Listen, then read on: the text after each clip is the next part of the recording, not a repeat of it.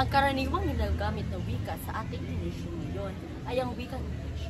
Ngunit, paano natin isusulong ang wikang Pilipino sa makabagong panahon? Isusulong ko ang aking minamahal na wika, ang wikang Pilipino, sa pamagitan ng edukasyon.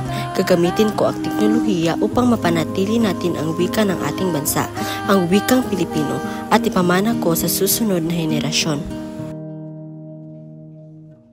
Katahakbang sa lupa'y para akong inaalon at nalulunod sa Gagamitin ko ang lakas ng teknolohiya upang buhayin ang wikang Pilipino. Gagamitin ko ang social media upang maunawaan nila ng importansya ng wikang Pilipino. Ako po si Kristen Angko Imnase, nagsasabing, wika ko, wika mo, mahalin natin